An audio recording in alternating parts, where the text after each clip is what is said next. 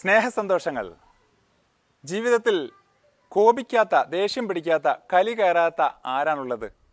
എന്നാൽ അതിനടിമപ്പെട്ടു പോകുന്ന അവസ്ഥ എത്രമാത്രം ഭയാനകമാണ്. Welcome to wake up call.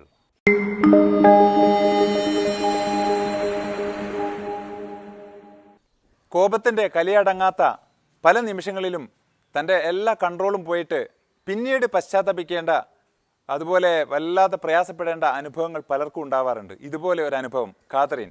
അവളെ 8 മണിക്ക് തന്നെ വീട്ടിൽ നിന്ന് ഇറങ്ങുകയാണ്, ഉടുത്തൊരുങ്ങി. അങ്ങനെ ബസ് സ്റ്റോപ്പിൽ വന്നപ്പോഴോ 10 മിനിറ്റ് കൂടെ ബസ് വരാനുണ്ട് എന്നറിയുന്ന ആ സമയത്താണ് ബ്രേക്ക്ഫാസ്റ്റ് കഴിക്കാത്ത ഓർമ്മ. ഉടനെ ആ ടീ സ്റ്റാളിൽ കയറി ഒരു ഓംലെറ്റും ബ്രെഡും വാങ്ങി, ഒരു കോളയും വാങ്ങി അവിടെ ഇരുന്ന് സുഖമായിട്ട് കഴിച്ചുകൊണ്ടിരിക്കുക. അപ്പോഴാണ് ഒരു വയസ്സൻ ഒരു കപ്പുമായിട്ട് വേച്ച് വന്ന് ഇവരുടെ ദേഹത്തേക്ക് വീഴുന്നത്. വീണ ഉടനെ ഇവർ നോക്കുമ്പോൾ ആ തവിട്ടുനിറമുള്ള സോയാ സോസ് അവരുടെ നല്ല വസ്ത്രത്തിൽ മുഴുവൻ നിറഞ്ഞിരിക്കുകയാണ്. ബാഗ് എടുത്ത് തലയ്ക്കൊരു ഇടി കൊടുത്താലോ എന്ന് കാതറിന് ശപിച്ചുകൊണ്ട്, അതുപോലെ പിറുപിറുത്തുകൊണ്ട് പറഞ്ഞു പോവുകയാണ്. ആ സമയത്ത് സോറി എന്ന് പറയുന്ന ആ വൃദ്ധനെ വിട്ട് ഇവൾ ഓടിപ്പോവുകയാണ് വീട്ടിലേക്ക്. തൊട്ടടുത്ത വീട്ടിലേക്ക് ഓടിപ്പോയിട്ട് അവിടുന്ന് ഡ്രസ്സ് മാറി വീണ്ടും തിരിച്ചിറങ്ങുമ്പോൾ ആ ബസ് നഷ്ടപ്പെട്ടു. തൊട്ടടുത്ത ബസ് വന്നു, അതിൽ കയറി അങ്ങനെ പോയി അവരുടെ ഓഫീസിനടുത്ത് ആ സ്റ്റോപ്പിൽ ഇറങ്ങി നിൽക്കുമ്പോഴാണ് അറിയുന്നത് ഈ ദുരന്ത വാർത്ത. തൻ്റെ ഓഫീസ് സമുച്ചയം, ആ വലിയ കെട്ടിടം മുഴുവൻ തകർന്ന് തരിപ്പണമായിരിക്കുന്നു. അതിലുള്ള ആയിരക്കണക്കിന് ആളുകൾ മരിച്ചു പോയിരിക്കുന്നു. തൻ്റെ സഹപ്രവർത്തകരൊക്കെ അവിടെ എന്നേക്കുമായി മരിച്ചു പിരിഞ്ഞിരിക്കുന്നു എന്ന ദുരന്ത വാർത്ത. ഒരു ഞെട്ടലോടുകൂടി കാതറിൻ ഈ വാർത്ത കേൾക്കുന്നു.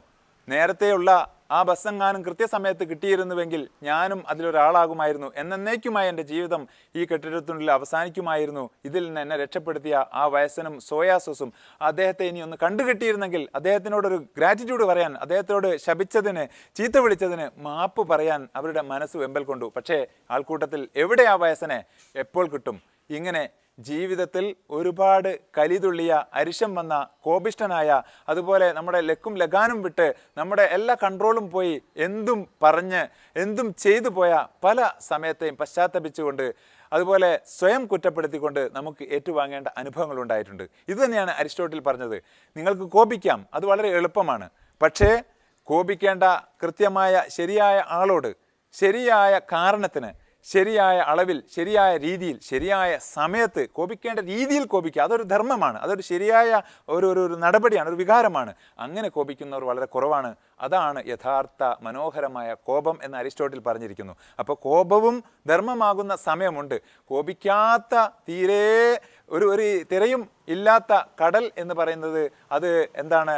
തീർത്തും അപ്രായോഗികമാണ്. അപ്പോൾ ജീവിതത്തിൽ നമുക്ക് കോപമുണ്ടാകാം, പക്ഷേ ആ കോപത്തെ അടക്കി നിർത്താനും, കോപത്തെ കോപിക്കേണ്ട അളവിലും തൂക്കത്തിലും അറിവിലും അതുപോലെ കാരണത്തിനും അതിൻ്റെ സമയത്തും അതിൻ്റെ രീതിയിലും അതിൻ്റെ തീവ്രതയിലും അളന്ന് തൂക്കി തിട്ടപ്പെടുത്തിക്കൊണ്ട് അതിൻ്റേതായ ധർമ്മത്തിൻ്റെ ആ ഒരു അവസ്ഥയിൽ അതിനെ ഏറ്റെടുക്കാൻ നമുക്ക് കഴിയുമ്പോൾ കോപം പോലും മനോഹരമായി തീരുന്നു എന്നാണ് ഇവിടെ പറഞ്ഞത്. അപ്പോൾ കോപത്തിൻ്റെ, അതുപോലെ ഈ കലിതുള്ളുന്ന, അതുപോലെ വല്ലാത്ത ദേഷ്യത്തിൻ്റെ, അടങ്ങാത്ത കൺട്രോൾ വിട്ട അവസ്ഥകൾ പലരിലും വന്നു ചേരുന്ന അവസ്ഥകൾ ഇപ്പോൾ ഒരുപാട് റിപ്പോർട്ട് ചെയ്യപ്പെടുന്നു. നമ്മുടെ വർക്ക്ഷോപ്പുകളിലൊക്കെ തന്നെ ഇത് ചർച്ചയായപ്പോൾ അതിന് മനോഹരമായൊരു ടെസ്റ്റ് കൊടുത്തുകൊണ്ട് ആ കോപത്തിൻ്റെ അളവ് ആദ്യം തിട്ടപ്പെടുത്തിക്കൊണ്ട് ആ കോപം ഏത് തരമാണെന്ന് നിർവചിച്ചുകൊണ്ട് അതിന് എങ്ങനെ കൺട്രോൾ ചെയ്യാം, ഓരോരുത്തരുടെയും രീതിയിലും ഭാവത്തിലും രൂപത്തിലും എങ്ങനെയൊക്കെ കൺട്രോൾ ചെയ്തെടുക്കാം എന്നുള്ള കൃത്യമായ ഒരു നിർവചനവും ഒരു പ്രാക്ടീസും കൊടുത്തുകൊണ്ട് വർക്ക്ഷോപ്പിലൊക്കെ ഇത് ചെയ്തുകൊണ്ടിരിക്കുന്നു.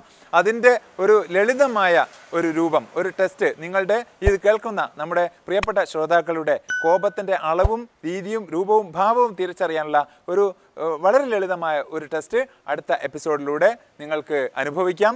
ഇതിൻ്റെ വിശാലമായ അർത്ഥത്തിലുള്ള ടെസ്റ്റുകൾ നമ്മുടെ ഫാമിലി ട്യൂൺ പോലുള്ള വർക്ക്ഷോപ്പിലും നമ്മൾ അനുഭവിക്കുന്നുണ്ട്. നിങ്ങൾക്ക് കാണാം, വീണ്ടും കേൾക്കാം.